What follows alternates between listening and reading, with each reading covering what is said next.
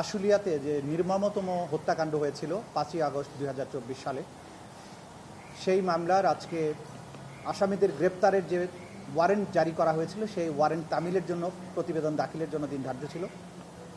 আজকে আইনশৃঙ্খলা রক্ষাকারী বাহিনী প্রতিবেদন দাখিল করেছেন যে এই মামলার 16 জন আসামির মধ্যে 8 জনকে গ্রেপ্তার করা সম্ভব হয়েছে, বাকি 8 জনকে গ্রেপ্তার করা সম্ভব হয়নি। পুলিশের সেই প্রতিবেদনের আলোকে আজকে আদালত যারা পলাতক আসামি আছে সেই 8 জনকে আগামী 28শে জুলাই তারিখে আন্তর্জাতিক অপরাধ ট্রাইব্যুনাল নাম্বার 2-এ হাজির হওয়ার জন্য নির্দেশ প্রদান করে পত্রিকায় বিজ্ঞপ্তি প্রকাশের জন্য নির্দেশ দিয়েছেন এবং ওই পত্রিকার বিজ্ঞপ্তির মাধ্যমে তাদেরকে জানিয়ে দেওয়া হবে যে আগামী 28শে জুলাইয়ের মধ্যে যেন তারা আদালতে উপস্থিত হন। 28শে জুলাই তারিখে যদি তারা আদালতে উপস্থিত হতে ব্যর্থ হন, সেদিন থেকে তাদের অনুপস্থিতিতে বিচার কার্য পরিচালিত হবে।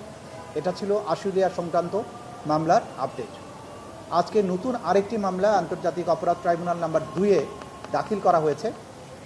সেটি হচ্ছে জুলাই আগস্ট বিপ্লব চলাকালে লক্ষ্মীপুরে সদরে তদানীন্তন আওয়ামী লীগের নেতা এবং সদর উপজেলা চেয়ারম্যান ছালাউদ্দিন টিপুর নেতৃত্বে সেখানে বেশ কয়েকজন ছাত্র জনতাকে নির্মমভাবে গুলি করে হত্যা করা হয় এবং সেই হত্যাকাণ্ডের ভিডিও জাতীয় গণমাধ্যম, সোশ্যাল মিডিয়া সহ বিভিন্ন গণমাধ্যমে প্রকাশিত হয়েছে। আজকে প্রসিকিউশনের পক্ষ থেকে সেই ঘটনায় যে সমস্ত আসামিরা জড়িত ছিল তাদের মধ্যে 3 জনকে ইতিমধ্যেই গ্রেপ্তার করা সম্ভব হয়েছে বিভিন্ন মামলায়।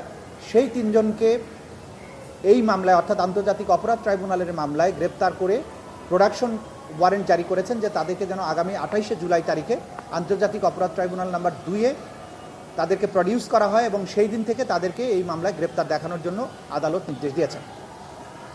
যাদের বিরুদ্ধে এই প্রোডাকশন ওয়ারেন্টটা ইস্যু হয়েছে তারা হচ্ছেন আওয়ামী লীগের লক্ষ্মীপুর জেলার যে সমস্ত নেতা, তারা হচ্ছেন শাহিন আলম, হুমায়ুন কবির পাটোয়ারি এবং সালাউদ্দিন জাবেদ। এবং তারা যে সমস্ত ছাত্রকে হত্যা করেছিলেন তাদের নাম হচ্ছে লক্ষ্মীপুরে যে সমস্ত শহীদ হয়েছিলেন সাদ আল আফনান, সাব্বির হোসেন, ওসমান গনি পাটোয়ারি, কাউসার হোসেন, মোহাম্মদ সুজন, এই কয়েকজনকে তারা হত্যা করেছিলেন। তাদেরকে এই লক্ষ্মীপুরের ঘটনায় এই গ্রেপ্তারি পরোয়ানা বা প্রোডাকশন ওয়ারেন্ট জারির মাধ্যমে লক্ষ্মীপুরের যে অপরাধ হয়েছিল সেটিরও আনুষ্ঠানিক বিচারের যাত্রা শুরু হলো।